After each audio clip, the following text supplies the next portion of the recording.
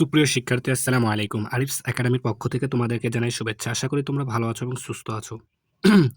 আজকে আমি তোমাদের গণিত বইয়ের পৃষ্ঠা নম্বর ২৪ এর যতগুলো অঙ্ক আছে, ঠিক আছে? ১১ নম্বর, ৩ নম্বর এবং আরেকটি অঙ্ক আছে ৪ নম্বর, ঠিক আছে? সবগুলো অঙ্কের সমাধান করে দেব, ঠিক আছে? তাহলে চলো প্রথমে আমরা ১১ নাম্বারটা দিয়ে শুরু করি।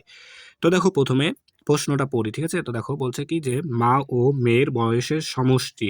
সমষ্টি মানে কি ভাই? যোগফল, ঠিক আছে? তাহলে মা ও মেয়ের বয়সের যোগফল অর্থাৎ সমষ্টি ৫৬ বছর, ঠিক আছে? মায়ের বয়স মেয়ের বয়সের ৩ গুণ, ঠিক আছে? তাহলে মায়ের বয়স মেয়ের বয়সের ৩ গুণ। এখন বলছে তাদের প্রত্যেকের বয়স কত, ঠিক আছে? তো এটা আমরা এখন সমাধান করব, ঠিক আছে? তো দেখো তাহলে প্রথমে সমাধানটা লিখে নিই, তাই না? তো দেখো এখানে একটা হিন্টস আমাদেরকে দিয়েছে যে মায়ের বয়স মেয়ের বয়সের ৩ গুণ, ঠিক আছে? তাহলে মায়ের বয়স দেওয়া নাই, কিন্তু বলা আছে কি মেয়ের বয়সের ৩ গুণ, ঠিক আছে? তাহলে আমরা ধরে নেব যে মেয়ের বয়স, ঠিক আছে? ধরো এখানে লিখে দেবা যে ধরি মেয়ের বয়স সমান সমান ক বছর, ঠিক আছে? ক বছর, ঠিক আছে? তাহলে এখন যদি মেয়ের বয়স ক বছর হয় তাহলে মায়ের বয়স কত হবে? তাহলে ৩ গুণ হবে, তাহলে ৩ গুণ ক সমান, তাহলে লিখি কি? তবে মায়ের বয়স সমান সমান ৩ গুণ ক সমান সমান ৩ কে যদি ক দ্বারা গুণ করি তাহলে ৩ ক বছর, তাই না? তাহলে দেখো এখানে আমরা মেয়ের বয়সও পেয়ে গেলাম, মায়ের বয়সও পেয়ে গেলাম, তাই না? এখন দেখো বলেছে মা ও মেয়ের বয়সের সমষ্টি অর্থাৎ যোগফল ৫৬ বছর, তাই না? তাহলে আমরা এটা লিখতে পারি যে কি শর্ত মতে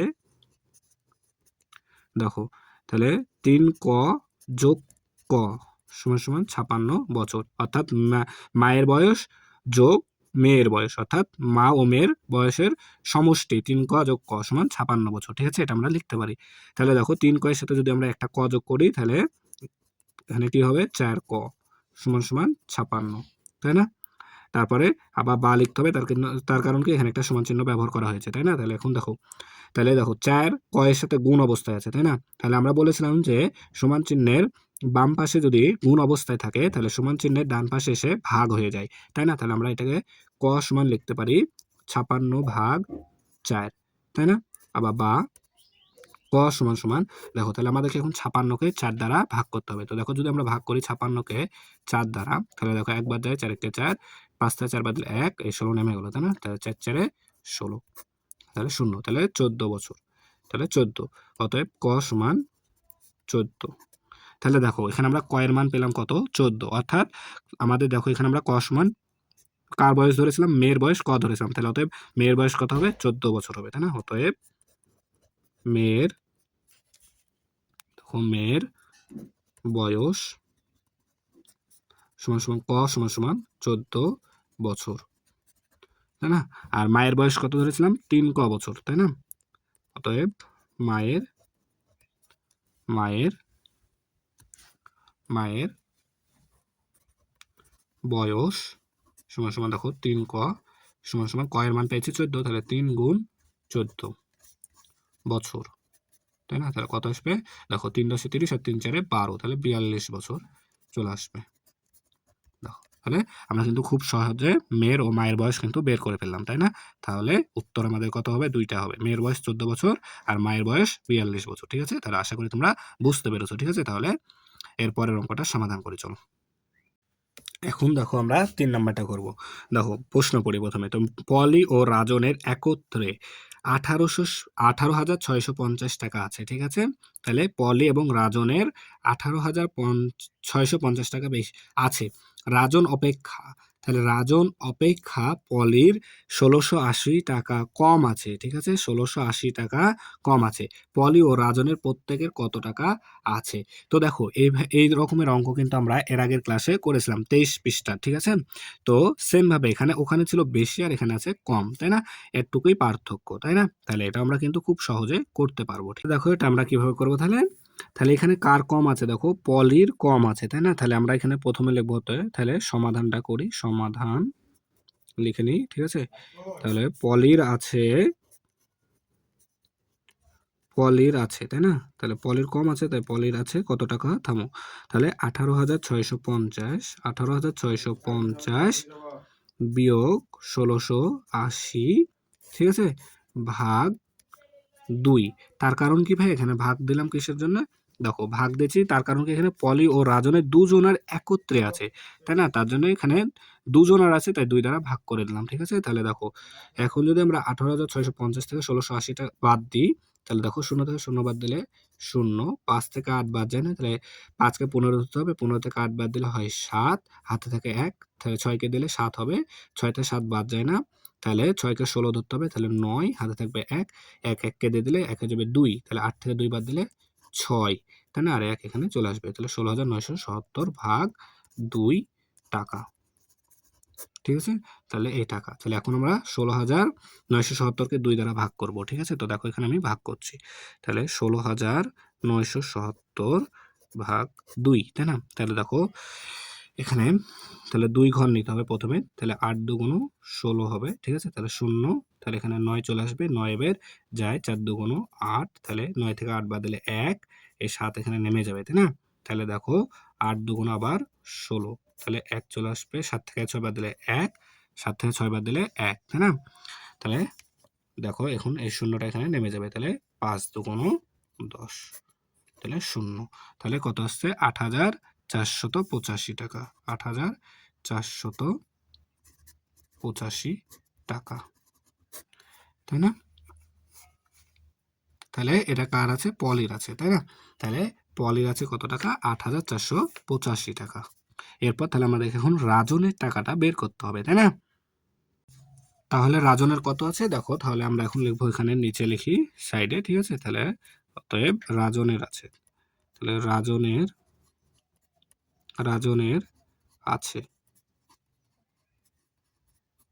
সমান সমান 8,485 যোগ, তাই না? তাহলে দেখো এখানে আমাদের প্রশ্ন ছিল রাজন অপেক্ষা পলির এত টাকা কম আছে, 1680 টাকা কম আছে, তার মানে রাজনের এত টাকা বেশি আছে, 1680 টাকা বেশি আছে পলির থেকে, তাই না? তাহলে এটা যোগ করে দিব, তাহলে 8,485 যোগ 1680 টাকা, তাই না? তাহলে দেখো যোগ করলে কত হবে? 0 আর 5 যোগ করলে হয় 5, 8 আর 8 যোগ করলে হয় 16, 6 হাতে থাকে 1, 4 আর 6 10, আর হাতে থাকে 11, 11 আর 1 হাতে থাকে 1, তাই না? 8 আর 1 9 আর হাতে রাখে 10, তাহলে 10,165 টাকা, তাই না? তাহলে এখন আমরা উত্তর লিখবো কি? দেখো উত্তরটা লিখবো যে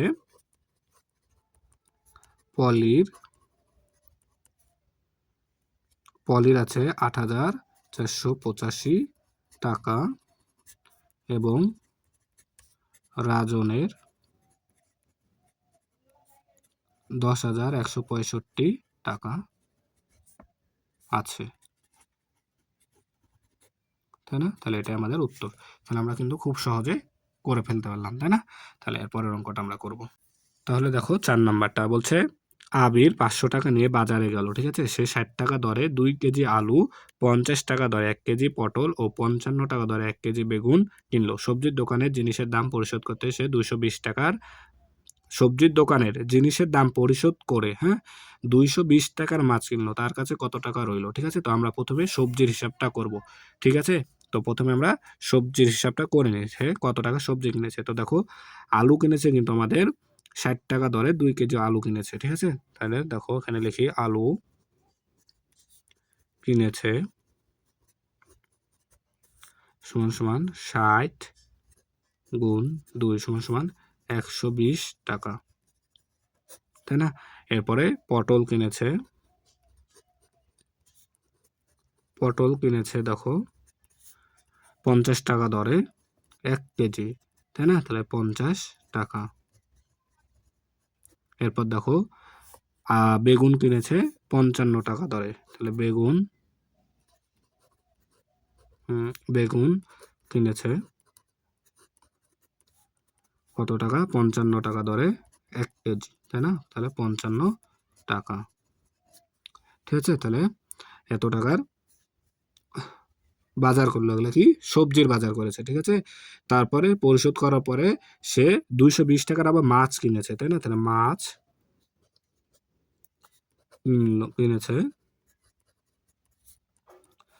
কিনেছে সমান সমান কত টাকা? 220 টাকা, 220 টাকা, ঠিক আছে? তাহলে গোটাটা আমরা এখন সম্পূর্ণটা যদি যোগ করে দিই তাহলে দেখো কত টাকা আসে তার বাজার মোট। তাহলে দেখো 0,5, তারপর দেখো 2 আর 5 এ 7, 7 আর 5 এ 12, 12 আর 2 এ 14, 14 4 হাতে থাকে 1, 2 আর 1 1 আর 2 এ 3 আর হাতে রাখে 4, তাহলে 445 টাকা। তাহলে এই টাকাটা তার কি মোট খরচ, ঠিক আছে। তাহলে তার মোট খরচ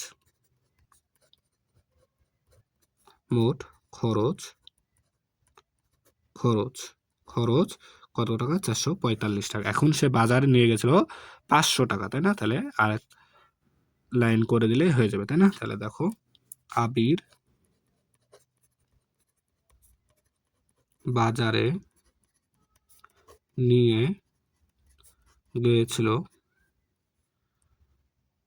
গিয়েছিল কত টাকা? 500 টাকা। তাহলে তার মোট খরচ